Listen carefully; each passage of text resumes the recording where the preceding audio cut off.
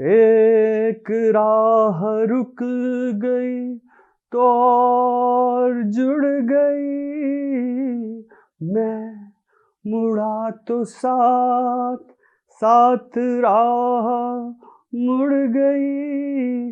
हाय, मैं हूं के और हम आ चुके हैं पिवट पॉइंट के नए एपिसोड के साथ। जिंदगी में सभी कामयाब होना चाहते हैं और कामयाबी के रास्ते में जो रुकावटें आती हैं, जो उनको पार करता है, अपने लिए नए रास्ते बनाता है, वही एक सक्सेसफुल इंसान कहलाता है। तो आज के हमारे जो गेस्ट हैं, मैं उनसे बहुत कुछ सीखा हूँ, स्पेशली कि कैसे अपने काम से प्यार करते हैं। चाहे हम किसी भी पोजीशन में पहुंच जाएं, लेकिन हमें अपने काम को सच्ची लगन और निष्ठा के साथ करना चाहिए, तभी हमें लाइफ में एक तरक्की मिल सकती है। तो मैं सीधा ले चलता हूं आज के हमारे गेस्ट के पास। तो मैं वेलकम करूंगा पिवट पॉइंट में मिस्टर अजीज गर्ग का। मैं जानना चाहूंगा कि जितना भी हमने आपके बारे में रिसर्च करा है, तो इस रिसर्च में हमें यह पाया है कि आपका जो इनिशियल फेज था और जो मिड फेज था, इसके बीच में बहुत सारे डिस्टरबेंस आए और आपने जैसे उन सभी डिस्टरबेंस को ओवरकम करा, वो हम सबको काफी सीख देता है।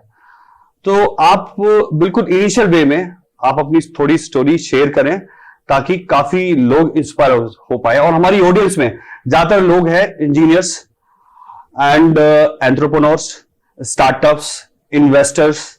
सो ये सारी हमारी ऑडियंस है। ये सब आपको डेफिनेटली प्रेस करने वाली हैं, इंस्पायर होने वाली हैं आपसे।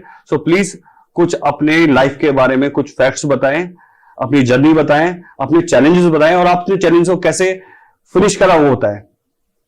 Thank you, Kapil. First of all, I thank Pivot Point for welcoming me. Yes, जहाँ तक मेरी जर्नी की बात है, it was interesting. मतलब I have gone through many ups and downs, and it's nothing new. मेरे हिसाब से ऐसा कुछ भी नया नहीं है। I think किसी भी व्यक्ति के जीवन में हर तरह के पड़ाव आते हैं। कभी उसको इसके साथ फेलियर्स होते हैं, कभी सक्सेस होते हैं। And similar was my life also. So, as you said, कि मैं initial point से शुरू करूँ कि how I started my career, what were my learnings, what were the challenges which I was facing. So, the first biggest move of my career was with ITI Indian Telephone Industries Limited, which जो कि India का first public limited company है. So I joined ITI as assistant executive engineer. उसके पहले मैं एक और company में काम कर चुका था जो कि प्राइवेट कंपनी थी. It was for a span of 1.5 years. But that was a starting, so I am not mentioning that. लेकिन जब मैं ITI गया, by that time I had some experience of working in a private company, so there was a different culture altogether. Okay. लेकिन जब आप एक सरकारी company में जाते हैं, इंडियन सरकारी कंपनी है ना, जैसा कि हम सब लोगों के दिमाग में होता है कि सरकारी कंपनी एक आराम की कंपनी होगी, वहां पे आप आराम से अपनी लाइफ जी सकोगे। तो अगर मैं प्रैक्टिकली कहूँ तो जब मैं वहां पे गया तो मैंने लोगों को वैसी लाइफ जीते देखा। किसी के साथ कोई ऐसा सीरियसनेस नहीं थी, लोग अपने मन से आ रहे हैं, जा रहे हैं। लेकिन हाँ, वहां पे भी बहुत सारे लोग ऐसे थे जो कि they were very serious and they were very focused. तो जब मैं वहां पर मैंने ज्वाइन किया, वो एक मेरी नई जर्नी थी, नई शुरुआत थी। मेरे लिए एक नया कल्चर था और बहुत सारे ऐसे इंसिडेंसेस हुए उस ऑर्गेनाइजेशन में जो कि मेरे लिए एक बहुत बड़ी लर्निंग बनी। वर्क कल्चर एक अपनी जगह है, बट पीपल कल्चर भी एक बहुत बड़ी बात होती है, राइट? जब आप पब्लिक लिमिटेड कंपनीज में जाते हैं, सरकारी कंपनीज में जाते हैं, तो आपको पॉलिटिकल एनवायरनमेंट बहुत झेलना पड़ता है, राइट? तो वहाँ पे तरह तरह के ग्रुप्स होते हैं, उनसे आपको डील करना पड़ता है। कोई वर्कर ग्रुप है, कोई नॉन वर्कर ग्रुप है, कोई एग्जीक्यूटिव ग्रुप है। हर लोगों की अपनी अपनी एक अपने आप को प्रेजेंट करने का तरीका होता है, काम करने का तरीका होता है। तो जब मैं इनिशियली वहां पे गया तो सबसे बड़ा चैलेंज मेरे सामने यही था कि मैं अपने आप को उस माहौल में कैसे डालूं, है ना? और शुरुआत होती है कि जिस विंग में मैं वहां पे काम करता था, उसके जो सबसे सीनियर ऑफिसर थे, उसके हेड थे, एक दिन उन्होंने मुझे अचानक बुलाया और मेरे सामने एक चैलेंजिंग टास्क रखा। वो जानते थे कि मैं एक प्राइवेट ऑर्गेनाइजेशन से काम करके आ रहा हूँ, तो उनकी एक्सपेक्टेशन भी डिफरेंट थी मेरे से। तो उन्होंने एक चैलेंजिंग टास्क रखा और उन्होंने कहा कि मतलब मैंने ज्वाइन किया था, आई थिंक नवंबर 1998। ओके, है ना, आज से करीब it's more than what 24 years, now 25 years पुरानी बात है। तो उस समय तक हमारी मतलब प्रोडक्शन का यूनिट था और वहाँ पे हम SMPS मॉड्यूल्स बनाते थे। और हमारा प्रोजेक्ट जो प्रोडक्शन टारगेट था वो काफी बड़ा था। और जब मैंने ज्वाइन किया था नवंबर से मार्च के बीच में हमारे पास 4 महीने का टाइम था और उस 4 महीने में हमें 4 टाइम्स ऑफ प्रोडक्शन एक तरीके से हम कहें तो पूरा करना था। लेकिन जो वहाँ का वर्क कल्चर था, जो वहाँ के रूल्स एंड रेगुलेशंस थे, है ना, उससे देखकर ऐसा मुश्किल प्रतीत होता था कि हम शायद इस टारगेट को अचीव कर पाए। सर यहाँ पे मुझे छोटा सा एक क्वेश्चन पूछना है। जो सीनियर थे आपके, जो शायद आपके सीनियर थे, काफी बड़े लेवल पे हाँ, कंपनी में एक बात है। आपको ही क्यों चूज करा? आपने कुछ ऐसा पॉलिटिक्स करी या फिर आप कैसे आपने मुझे भी पता है कि एक चैलेंजेस टास्क को पे काम करना ये सबके बस की बात नहीं है। कहीं ना कहीं आपको फेथ लेना पड़ता है अपने बॉस का, तभी वो आपको ये चैलेंज दे सकता है। तो आई थिंक उसका एक बहुत बड़ा कारण ये था कपिल कि वो रोज हैंगर में विजिट किया करते थे। ओके। और उन्होंने मुझे जब भी मैं मॉर्निंग में जाता था तो मैं सीधे सिस्टम से जाता था और वहां पे जाकर कुछ ना कुछ करने का प्रयास करता था। मतलब मेरे को उन सिस्टम्स के बारे में कुछ नहीं पता था क्योंकि मैंने नया ज्वाइन किया था, लेकिन एक इंटरेस्ट था वहां जाकर कुछ सीखना है, कुछ करना है, कुछ करके दिखाना है। तो वो एक नया इंजीनियर आया है फील्ड में और वो इतनी बड़ी इंडस्ट्री में आया है, तो वो अपने आप को एस्टेब्लिश करने की कोशिश कर रहा है। तो मेरा वो फेज चल रहा था और मैं अपने आप को एस्टेब्लिश करने के लिए चाह, और मैं वहां पे देख रहा था कि यहाँ पे एक मौका है जहाँ पे मैं बहुत कुछ सीख सकता हूँ। ठीक है। और क्योंकि मैं एक ऐसे एनवायरनमेंट से भी गया था जहाँ पे प्राइवेट कंपनी थी और आपको मतलब टारगेट मीट करने हैं, आपको प्रोडक्शन में कंटिन्यूसली रहना है, फोकस करना है, लोगों को ड्राइव करना है ना। तो वो सारा एक कल्चर था जो 1 साल 1.5 साल में मैंने उस कंपनी में करके सीखा था। तो जब मैं ITI गया तो मैं वहां पे देख रहा था कि लोग किस तरह से काम कर रहे हैं। लोगों को कोई टाइम बाउंड शेड्यूल नहीं था, कोई कभी भी आ रहा है, कभी भी जा रहा है। लेकिन उसी समय मेरे पास ये मौका था कि मैं अपने को एस्टेब्लिश कर सकूं, सीख सकूं कि क्या करना है, नई चीजें थी। तो मेरा एक ऑब्जर्वेशन था कि 3-4 दिन तक मैंने नोट किया कि वो आते थे क्योंकि बहुत सीनियर ऑफिसर थे, उनके साथ और भी विंग्स के सीनियर ऑफिसर्स जाते थे। तो लगभग अक्सर उन्होंने मेरे को सिस्टम के पास खड़े देखा या वहां पे काम करते देखा। आई थिंक ये एक बहुत बड़ा कारण था जिसकी वजह से उनको लगा कि क्योंकि मैं कैसे एनवायरनमेंट से आ रहा हूं तो क्यों नहीं वो मेरे को चैलेंज करें। तो बेसिकली मैं कहूंगा कि ये उनकी फोरसाइटेडनेस थी। ओके। दूरदर्शिता थी उनमें कि वो ये देख के समझ सकते थे, या उन्होंने शायद कुछ इसी वजह से मेरे अंदर देखा कि शायद क्योंकि मैं एक डिफरेंट माहौल से आ रहा हूँ। वहां पे या तो फ्रेशर्स आते थे, मैं फ्रेशर नहीं था, मैं एक एक्सपीरियंस इंजीनियर था, 1-1.5 साल का एक्सपीरियंस था। तो उन्होंने एक तरीके से आप कह सकते हैं कि मेरे को टेस्ट करने के लिए बुलाया कि भाई मेरा प्रीवियस एक्सपीरियंस का यहाँ पे कोई वैल्यू कर पाएगा या मैं यहाँ पर आकर क्या देखना चाहता हूँ। And that was the question which he asked कि उन्होंने 2 चीज बोली मेरे को कि you have joined a government organisation, you have left a public मतलब private organisation, you have joined a government organisation. तो सबसे पहले उन्होंने मेरे को एक बहुत बड़ा मतलब सीख दी, and that is really true. उन्होंने कहा कि ये एक ऐसा ऑर्गेनाइजेशन है जहाँ पे तुम जितना चाहो सीख सकते हो। यहाँ पे तुम कुछ नहीं करोगे तो भी तुम्हारी सैलरी आएगी और कुछ करोगे तो भी तुम्हारी सैलरी आएगी। बट ये तुम्हारे ऊपर है कि तुम क्या बनना चाहते हो, क्योंकि यहाँ से तुम्हारा कैरियर, लाइफ का कैरियर बनेगा। एंड उस बात ने मेरे को स्ट्राइक किया क्योंकि देयर वाज अ लिबर्टी कि मैं कुछ भी सीख सकता हूँ, कुछ भी कर सकता हूँ। देयर वाज एन अपॉर्चुनिटी कि मैं अपने आप को प्रूव कर सकता हूँ। तो उन्होंने एक चैलेंजिंग टास्क दिया कि अभी हमारे 8-9 महीने बीत चुके हैं इस फाइनेंशियल ईयर के और हमारा जो प्रोडक्शन टारगेट है वो हार्डली 1/4 भी मीट नहीं हुआ है, एंड 3/4 टारगेट मीट करना है हमें। तो सर एक क्वेश्चन और आता है Sure. इसमें थोड़ा जो सीनियर्स होते हैं, आप भी एक आज सीनियर हैं, आप इवेलुएट कर पाते हैं कि आपका कौन सा एम्प्लॉय क्या काम कर रहा है, कितने पैशन से काम कर रहा है, कौन पॉलिटिक्स बाज है, ये मतलब ये उन्हें आपको ऑब्जर्व करा।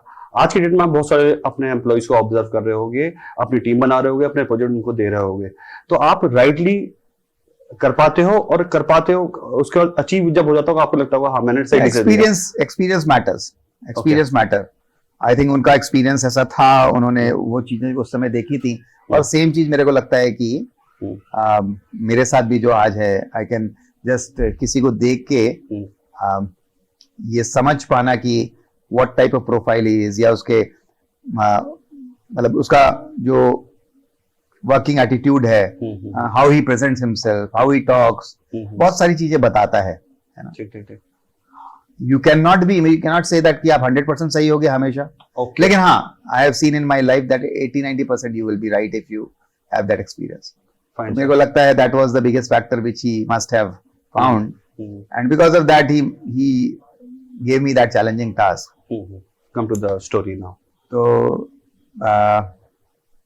उन्होंने मेरे को 1 वीक का टाइम दिया कि आप 1 वीक में आप वर्कआउट करिए, देखिए मतलब उसमें बहुत सारे डिपार्टमेंट्स है, और उस डिपार्टमेंट में जैसे असेंबली का डिपार्टमेंट था, पीसीबी का डिपार्टमेंट था, देन मॉड्यूल टेस्टिंग का डिपार्टमेंट था, और फाइनल इंटीग्रेशन का डिपार्टमेंट था। मैं इंटीग्रेशन डिपार्टमेंट में था वहां पे। तो उन्होंने कहा कि आप सारे डिपार्टमेंट्स को विजिट करो, आप चेक करो आपको क्या लगता है कि कहाँ पे क्या कमी है, किस तरीके से हम क्या कर सकते हैं जिससे कि we can increase our production, what are the drawbacks which you are finding, because you have a different experience. उनका कहना था कि क्योंकि तुम एक ऐसे मतलब एक तो होता है कि आप एक जगह काम करने गए और वहां का माहौल देख रहे हैं, सब सिर्फ आपको वहां के बारे में पता है।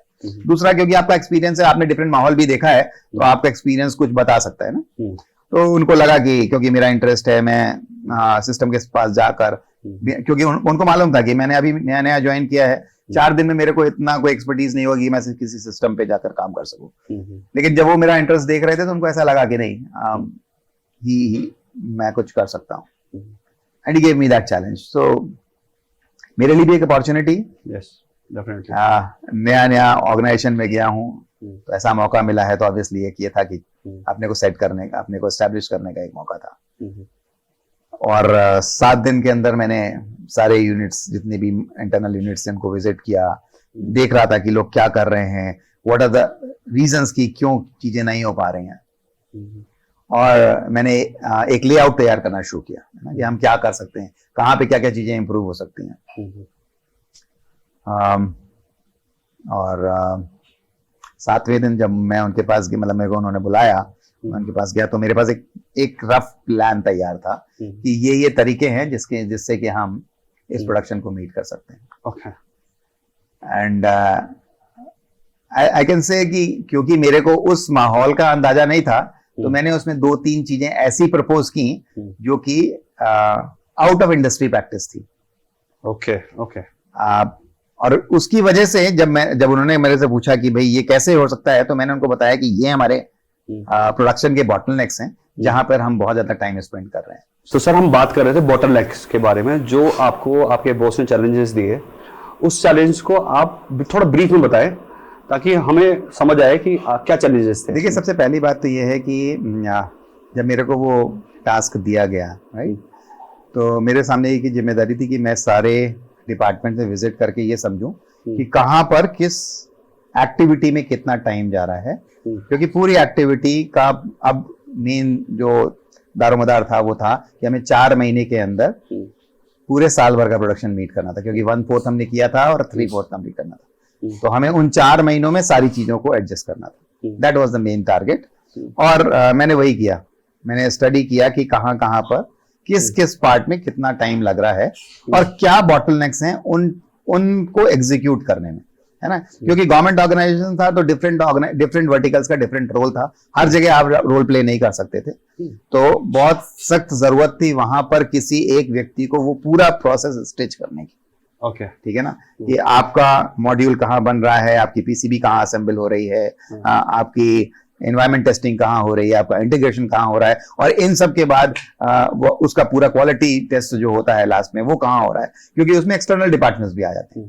ठीक है ना। इसमें सर एक चीज मुझे आप थोड़ा और बताइए कि आप एक इंजीनियर लेवल पे थे और आप बोल रहे हो कि सारे डिपार्टमेंट को मुझे चेक करना था, उनसे रिपोर्ट लेनी थी, उनको काम कराना था।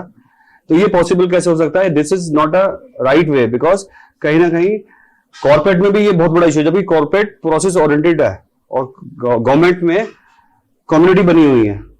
तो दिस इज इम्पॉसिबल टास्क बिल्कुल ठीक आपने बोला for you. How do you meet, और इट्स रियली इम्पॉसिबल। बिल्कुल ठीक आपने बोला, और ये चैलेंजेस मैंने भी वहां पे फेस किए, ठीक है ना, क्योंकि जो ये टास्क दिया गया था उसमें क्रॉस फंक्शनल टीम्स थी। सर ये मुझे लगता है चैलेंज ही नहीं है, ये तो इम्पॉसिबल काइंड ऑफ वर्क है, बिकॉज नहीं आप कह सकते हो इम्पॉसिबल, बल्कि क्योंकि हमने उसको सक्सेसफुली एग्जीक्यूट किया तो ठीक है, it was a winning story. तो बेसिकली सारे डिपार्टमेंट की एक्टिविटीज को स्टडी करने के बाद, क्योंकि वहां पे ऑलरेडी इंजीनियर्स काम कर रहे थे, वहां पे मैनेजर्स थे, I was just talking to them, है ना, उनसे बात कर रहा था मैं, उनसे पूछ रहा था कि क्या क्या एक्टिविटीज हैं, इस किसी एक्टिविटी में क्या टाइम लगता है। ये थोड़ा बहुत रेजिस्टेंस था, लेकिन इतना भी नहीं, क्योंकि सबके सामने मैं एक नया लड़का था, तो सबको मालूम था कि ये कोई मतलब ऐसा बंदा नहीं है जो कि हमें कंट्रोल करने के लिए आ रहा है। दे वर टेलिंग मी, है ना, तो वहां पे उसका फायदा उठाया मैंने, क्योंकि उनको लग रहा था कि ये सीखना चाहता है, ये समझना चाहता है, तो वो मेरे को ट्रांसपेरेंटली बता रहे थे।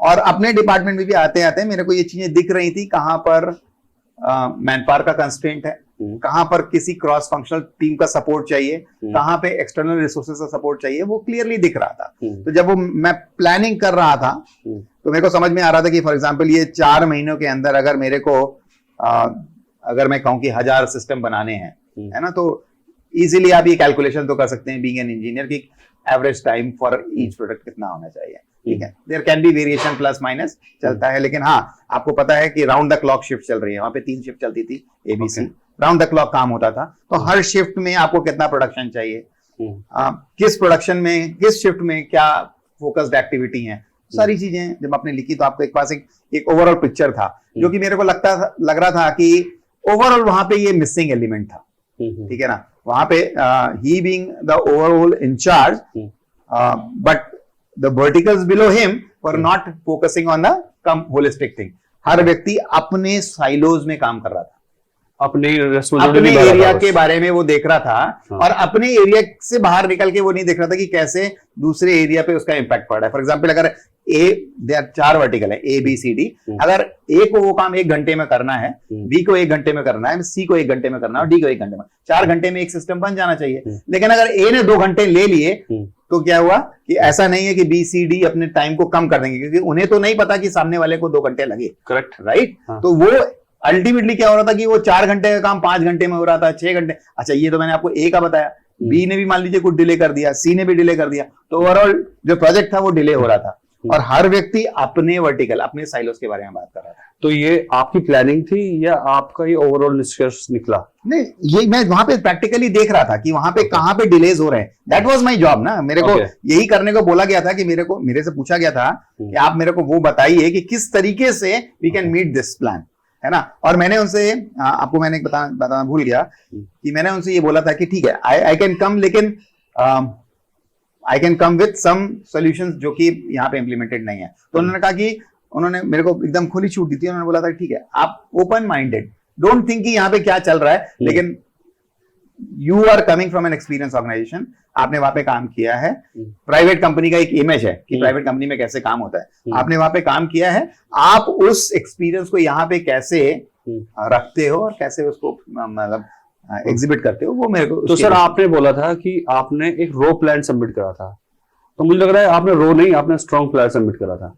नहीं, स्ट्रॉन्ग प्लान नहीं कहूंगा, एक प्लान सबमिट किया जिसमें मैंने उनको बताया कि देखिए ये 2-3 चीजें स्पेसिफिकली, जैसे वहां पर एक सबसे ज्यादा टाइम जो हमको लगता था, सारी असेंबली लाइन सब काम कर देती थी, किसी न किसी तरह से मीट हो जाता था, लेकिन क्यूए का जो फंक्शन था वो सिर्फ और सिर्फ जनरल शिफ्ट में काम करता था, और हमारी मैक्सिमम टेस्टिंग मैक्सिमम इंटीग्रेशन जो है वो बी शिफ्ट में कंप्लीट होता था। तो क्या होता था कि हमारे सिस्टम फ्लोर पे लगे रह जाते थे, हमारा फ्लोर एंगेज रहता था, और नेक्स्ट डे हमारी क्यूए की टेस्टिंग होती थी। तो हम एक तरीके से करीब 14 से 16 घंटे जो हैं हर सिस्टम पे वेस्ट कर रहे थे, जो कि एक बहुत बड़ा फैक्टर मेरे को लग रहा था कि वो एक ऐसी चीज है कि अगर वो चेंज हो जाए तो मेरा प्रोडक्शन काफी फास्ट हो सकता है।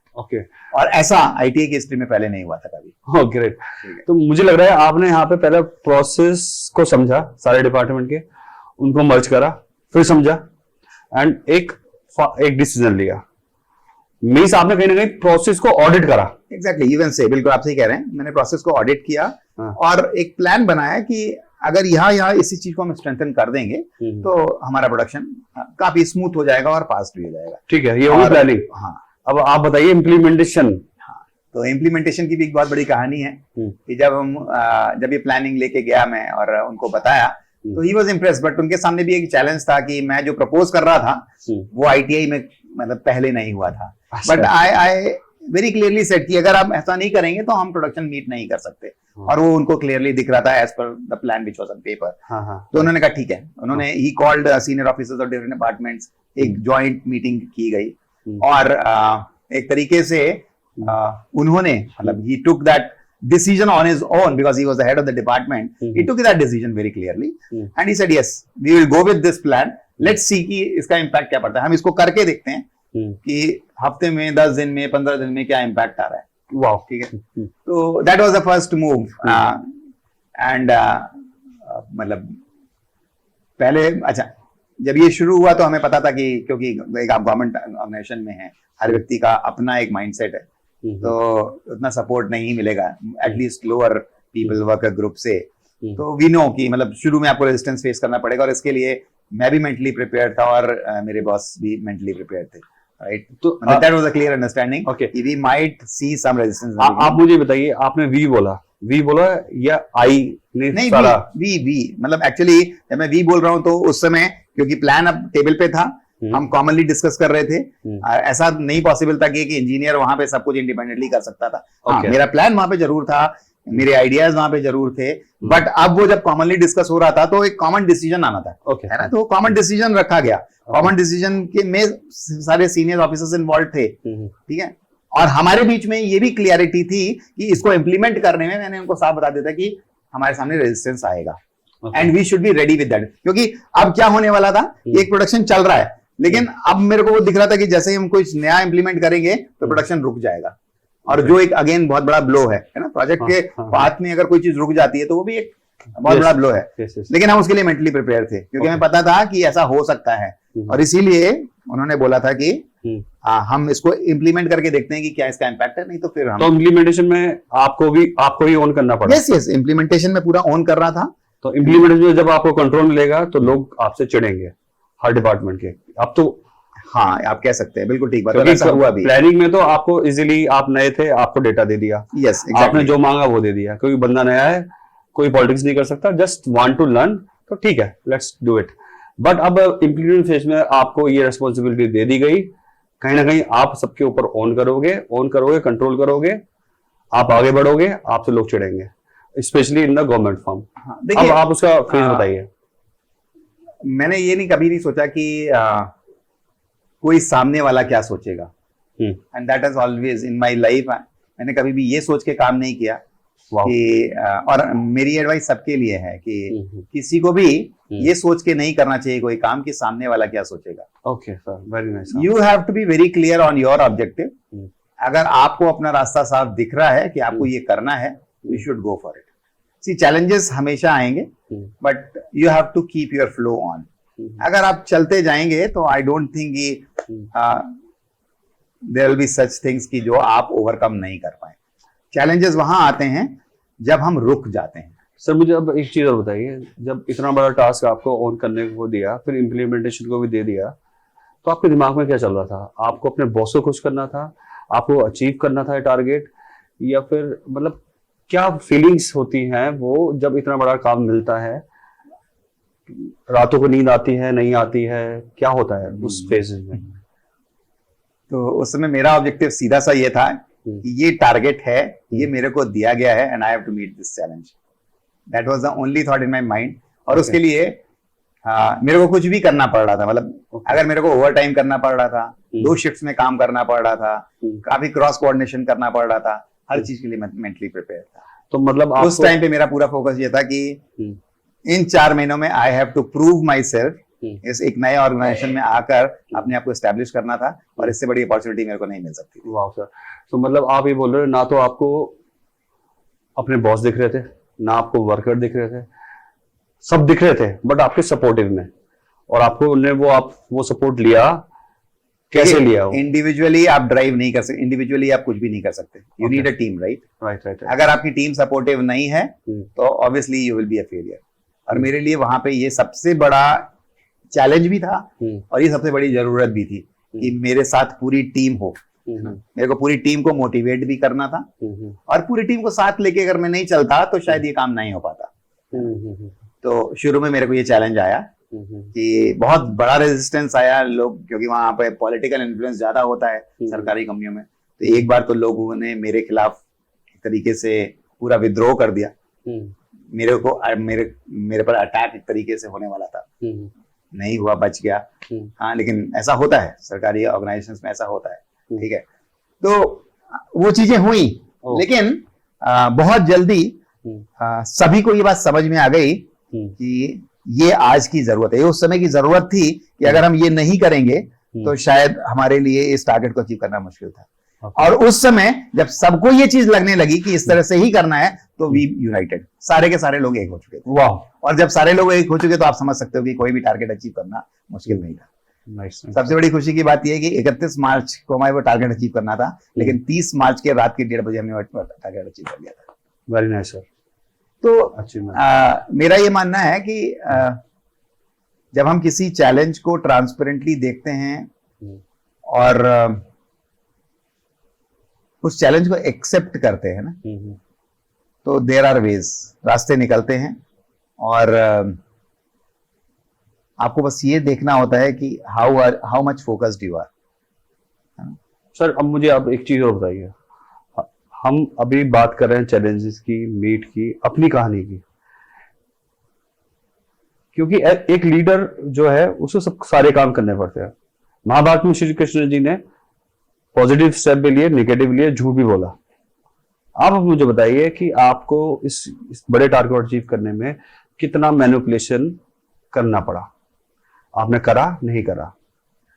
और मुझे लगता है कि मैनिपुलेशन मैं कहूंगा कि एक गलत शब्द होगा। ओके। हाँ, टारगेट अचीव करने के लिए आपको बहुत सारे प्रोपेगेंडा काइंड, हाँ, मतलब बहुत सारे ऐसे कार्य करने पड़ते हैं कि आपको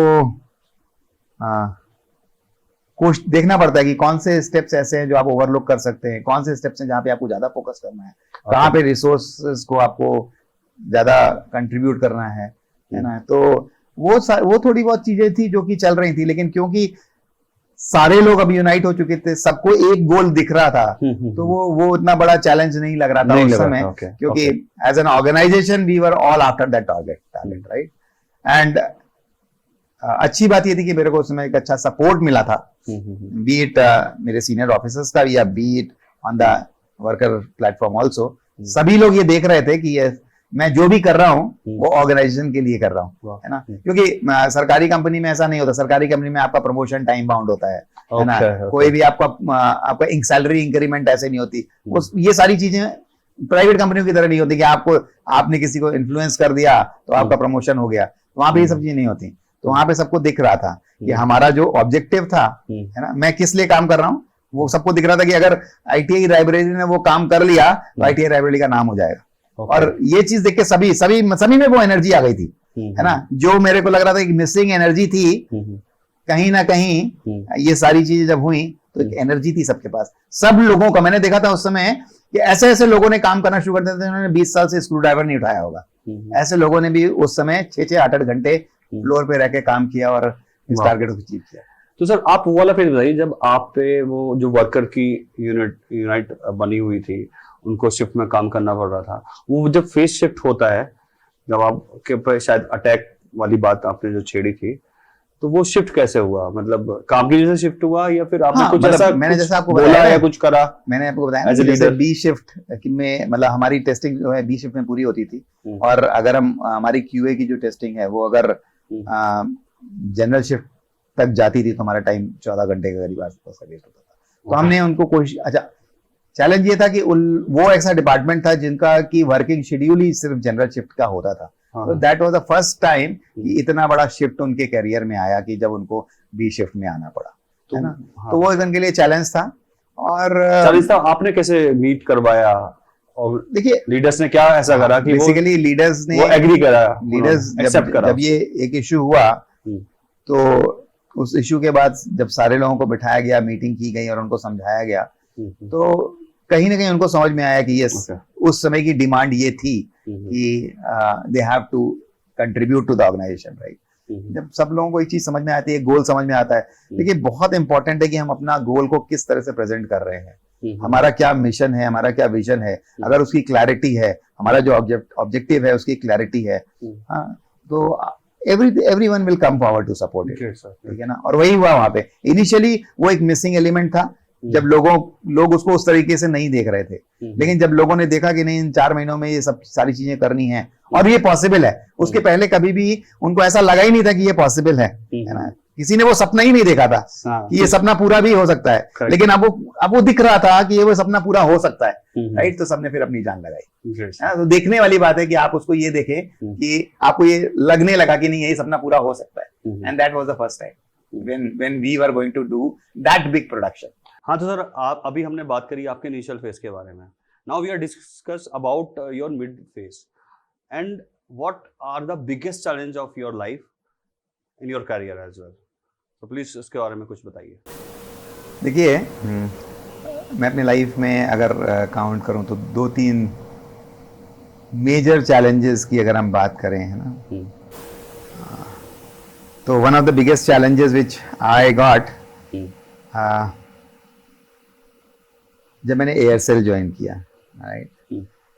आई joined Aircel in 2008, right. Yes, it was 2008। Okay. 2008 में मैंने एयरसेल ज्वाइन किया था, and to be honest I was the first employ of Aircel UP east.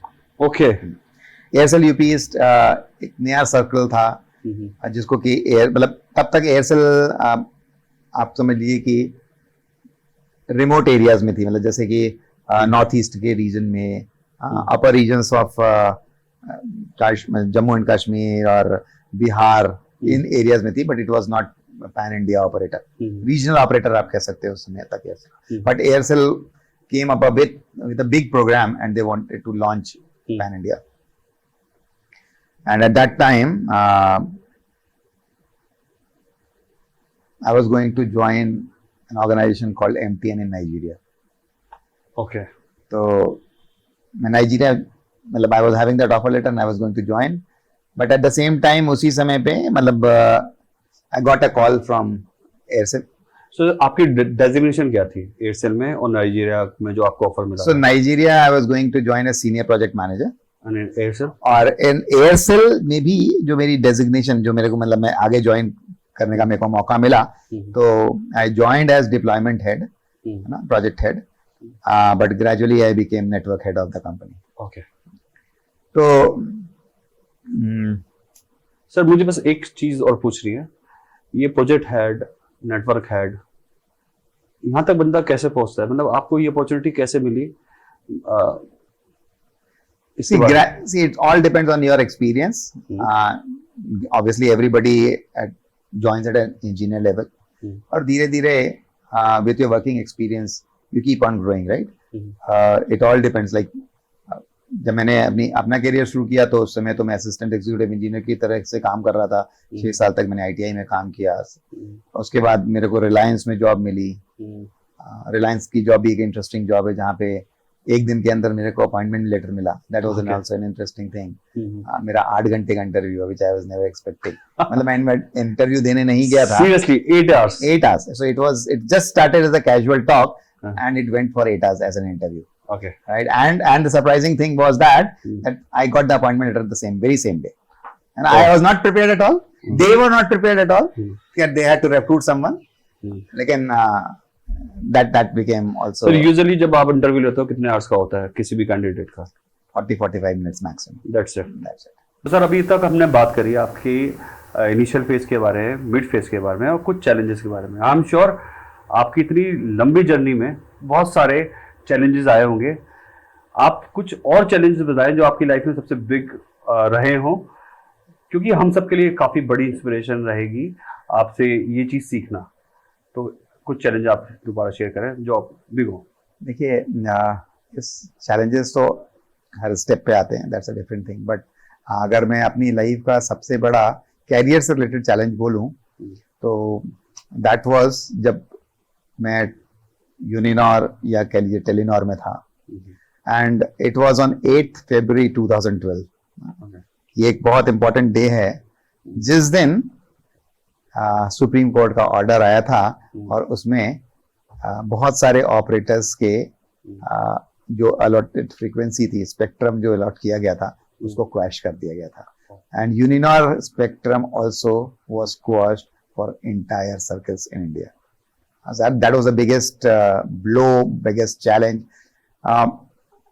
मैं ये कहूँ कि टेलीनॉर मतलब यूनिनॉर ने जस्ट अपने आप को एस्टैब्लिश किया था मार्केट में। They started working, they were growing, है ना। We were just developing, we were putting up a network. अच्छा हमने शुरू किया था, मार्केट में हम चैलेंजर के रूप में देखे जा रहे थे। So that's how we were doing. But all of a sudden, I remember still that it was 8th February 2012, and me and my boss were on a circle review. हम लोग परफॉर्मेंस रिव्यूज के लिए different circles में जाते थे, तो that was the day when I went to Tamil Nadu. तो जैसे ही हम चेन्नई के एयरपोर्ट पे उतरे, इट वाज अबाउट 11 बजे का समय होगा, और जैसे ही वहां पे उतरे हमें पता था कि कुछ ना कुछ गवर्नमेंट का डिसीजन आना है, because that was a decided day, but we are not expecting कि शायद इतना हार्श डिसीजन आएगा, but it was one of the most harsh decision which came. अब आप सोचिए कि हम कॉर्पोरेट टीम से बिलोंग करते थे, and we are in a circle now, और हम वहां पे रिव्यू करने के लिए जा रहे हैं, है ना, और हमें एयरपोर्ट पे पता चलता है कि हमारा पूरा लाइसेंस कैंसिल कर दिया गया है। थिंक ऑफ अ सिनेरियो कि now what we are going to do, है ना। We were representing corporate in a circle, how we have to be there. तो हम लोग के सामने एक बहुत बड़ा चैलेंज था उस दिन, and we both were just discussing कि how to handle the situation में गो बैड, लोग रिएक्ट कर सकते हैं, पता नहीं किस किस तरह के क्वेश्चन पूछे जाएंगे। तो बहुत सारी चीजें दिमाग में चल रही थी, and we just decided to keep ourselves cool and calm and just convey a very polite message that organization बंद नहीं होने वाला है। We will do everything what we have to do, and that was the message from our MD also, right? So जब हम office पहुंचे तो obviously इतनी बड़ी न्यूज थी कि सारे लोग मतलब एक तरीके से कोई भी काम नहीं कर रहा था और सब लोग इसी पे डिस्कशन कर रहे थे। ये हिला देने वाली न्यूज, हिला देने वाली न्यूज थी। मतलब कितनी सारी फैमिलीज के लिए एक बहुत बड़ा झटका था कि बहुत सारे लोगों की जॉब जाने वाली है ना। What are they going to do? तो इंडस्ट्री का एक बहुत बड़ा डिसीजन था। बट एक अच्छी चीज उसमें ये थी कि हमारे पास कुछ टाइम था कि हमें इतने दिनों तक ये स्पेक्ट्रम अलाउड था, जितने दिनों में हमें हम सर्विस चला सकते थे, उसके बाद हमें बंद करना था। तो जब हम पहुंचे वहां पे तो ऑब्वियसली जैसा एक्सपेक्टेड भी था, सब लोगों ने हम लोगों को एक तरीके से घेर लिया, ये कह सकते हैं आप। मतलब घेरने का मतलब हम एक टाउन हॉल में गए वहां पर, और उस टाउन हॉल में हम लोगों से ऑब्वियसली सारे सवाल पूछे जाने लगे कि व्हाट नेक्स्ट। लोगों ने पूछना शुरू किया कि भाई अब क्या प्लान है, हम कैसे करने वाले हैं, क्या रोल आउट बंद हो जाएगा या नौकरियां रहेंगी नहीं रहेंगी। हमारे पास कोई जवाब नहीं था। Honestly speaking we can not say anything जब तक मैनेजमेंट का कोई चीज हमारे सामने नहीं हो, तो हमारे लिए भी कुछ कहना मुश्किल था। और उस समय सबसे बड़ी परेशानी ये थी कि हम टीम को कैसे मोटिवेटेड रखें। Right, so we were planned, we know that ये सारे क्वेश्चंस आने वाले हैं, एंड और वो चीज वहीं पे नहीं था। It went for a long time, right, क्योंकि ऑब्वियसली हमको चेन्नई से वापस गुड़गांव आना था, and the same thing had happened here also. लेकिन अच्छी बात ये थी कि टेलीनॉर के मैनेजमेंट ने उस समय एक ऐसा स्ट्रॉन्ग स्टैंड लिया कि they came with all of us, और एक सीनियर मैनेजमेंट टीम जिसको कहें, तो there were few people, I was part of that, जिसमें कि हम लोगों की रिस्पॉन्सिबिलिटी दी गई थी कि we have to hold the fort strongly, है ना। क्योंकि यदि हम उसको उस तरीके से नहीं लेंगे तो ऑब्वियसली डाउन द लाइन जो पूरी टीम है उस पर बहुत बड़ा इम्पैक्ट पड़ सकता था, and that is what we did. अब मैं आपसे एक फाइनल आज का एक क्वेश्चन पूछूंगा। आपको ये बताना है कि समहाउ जो आपकी जर्नी थी एक इंजीनियर से एक सीनियर सी लेवल की पोजीशन अचीव करने की, उसके बीच में जो भी फेजेस आए वो आपने डिस्क्राइब करे, बिग चैलेंज डिस्क्राइब करे। अगर आप सजेस्ट करेंगे हमारे इंजीनियर्स को कि वो कैसे सीटीओ बन सकते हैं, और हमारे जो एंटरप्रेन्योर हैं वो बहुत टाइम डिमोटिवेट हो जाते हैं, उनको पता ही नहीं कि उनकी जर्नी सक्सेस की तरफ जा रही है, तो समहाउ आप थोड़ा उनको सजेस्ट करें कि कैसे अपने टारगेट को अचीव कर सकते हैं और कैसे मोटिवेट रह सकते हैं अपने गोल की तरफ, और कैसे एक बड़ी चीज को अचीव कर सकते हैं। Please suggest that. Very first thing, मैंने अपनी लाइफ में कभी भी नहीं सोचा था कि मैं सीटीओ बनूंगा। ओके। मेरा कभी भी लाइफ का गोल भी ऐसा नहीं था कि मैं किसी कंपनी में बहुत हाई लेवल पे पहुंचूंगा। It happened and I thank God for it.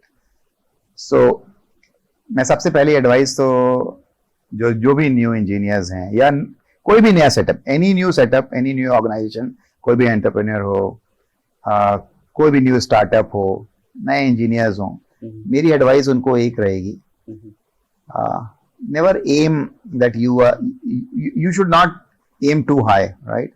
You have to take small steps. बहुत जरूरी है कि आप छोटे छोटे स्टेप्स लेते जाएं. If you are seeing to a very very high step, there are chances that कि आप वहां तक नहीं पहुंच पाए और आप डिमोटिवेट हो पाए. You have to celebrate every small victory of yours. है ना? हम छोटी छोटी जीत को अगर सेलिब्रेट करते जाएंगे, you will be able to keep yourself motivated. Challenges सबकी लाइफ में आते हैं, कोई मेरी एक स्पेशल कहानी नहीं है.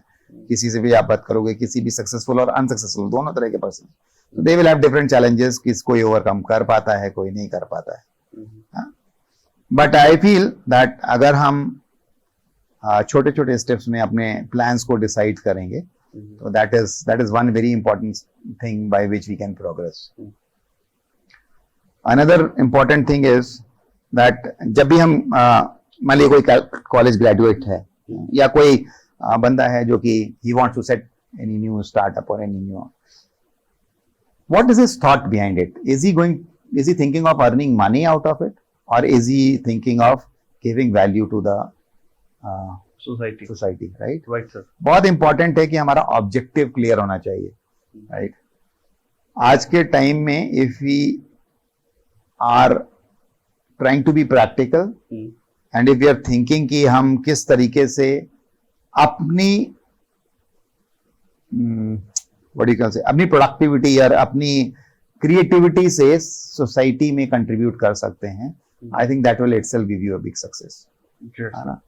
तो बहुत इंपॉर्टेंट है हमको समझना कि हम किस तरीके से सोसाइटी में कंट्रीब्यूट करने वाले हैं.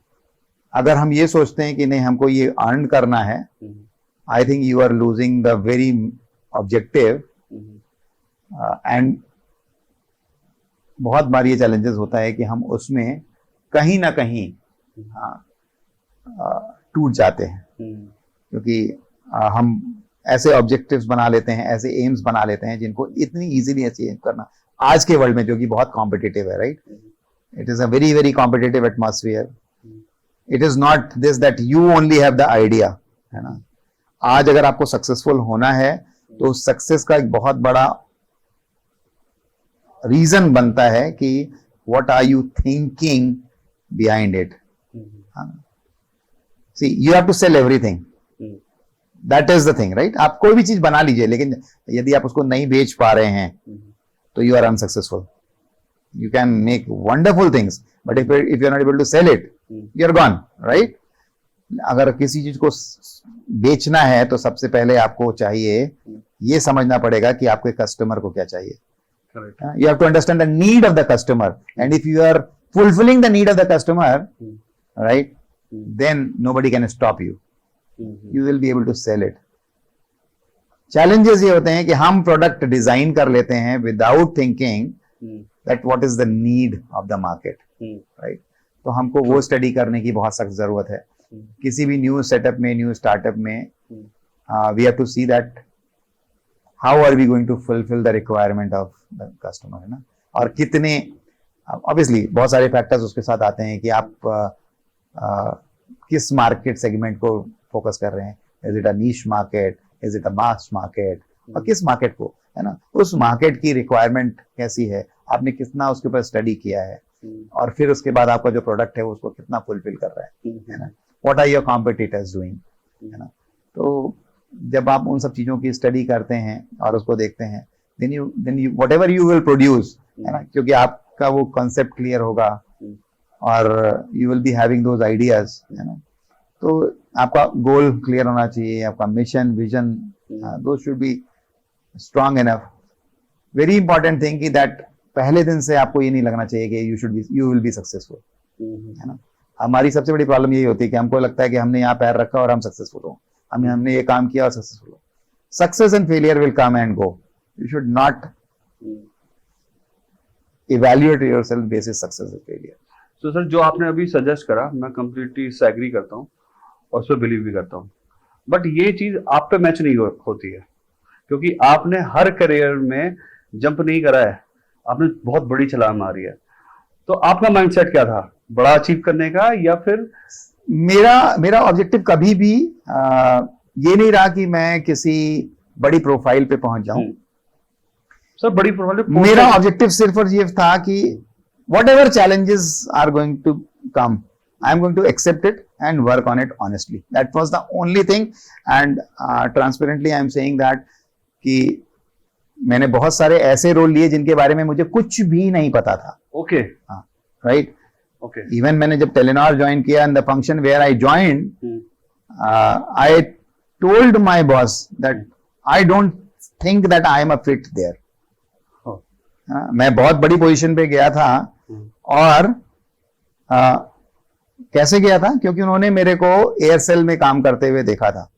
That was a thing which he has in his mind, right. तो लीडर्स को पता होता है, it was not my four sidedness but it was his four sidedness. उन्होंने देखा था कि शायद मेरे अंदर कुछ है, राइट। जब वो लेके गए थे, जब उन्होंने मेरे को बुलाया था, तो ऑब्वियसली उन्होंने मेरे से बात बोली थी, I know that you will do it. तो उनको पर उनको मेरे पर फेथ था, और ये हाँ मेरे अंदर हमेशा रहा कि if somebody is having faith on me, I have to deliver. That was the only thing. मैंने कभी नहीं सोचा कि मेरी मैं इतने बड़े लेवल पे पहुंचूंगा या इतनी जल्दी पहुंचूंगा या ऐसा होगा। मेरा कभी भी ऐसा ऑब्जेक्टिव नहीं रहा, but yes, I was focused towards what activity I had to do, and I did with full honesty and full efforts. So I gave my 100% with full sincerity. मैं कह सकता हूँ कि मेरे जीवन के सक्सेस का अगर कोई रीजन है तो यही है। तो मेरा कभी भी ऐसा ऑब्जेक्टिव नहीं रहा कि मेरे को छलांग मारनी है। मेरे को कई बार लगा कि यस मैंने शायद जल्दी छलांग मार ली, तो मेरे मन में कई बार ये भी आता था कि मैं यहाँ पहुंच गया, मतलब क्या ही, मतलब is it not so early where I should be. Sir वो बोलते हैं ना चक दे इंडिया में कि अच्छे खिलाड़ी का लक भी अच्छा होता है, तो शायद आपको डेस्टिनी भी मिली और आपने मेहनत भी करी इसके लिए, दोनों का combination. Yes, I thank God for what all I got. I know I don't deserve them, but yes it's all because of, ठीक है, लॉर्ड्स मर्सी। तो आज हमने बात करी मिस्टर अजीत गर्ग से, और हमने काफी कुछ सीखा, उनकी जर्नी को सीखा, और हमने ये भी सीखा कि एक इंजीनियर कैसे आगे बढ़ सकता है और एक सी लेवल पोजीशन या अबव देन सी लेवल पोजीशन को अचीव कर सकता है, कैसे चैलेंजेस होते हैं सीनियर्स के और मिड लेवल पे और सीनियर लेवल पे, हमने वो भी सीखा। नेक्स्ट फेज में हम बात करेंगे और भी ऐसे चैलेंजेस के बारे में, और बहुत कुछ सीखेंगे अजीत सर से। Now we are closing, and Ajit sir, thank you for coming for the podcast with us in pivot point. Hopefully we will do again. Thanks a lot, Kapil, and it's really a great activity which you all are doing. I wish you all the best. I think yes, if we can motivate someone by whatever we have done and we have learned, it will be really grateful. It's a great platform for everyone to see.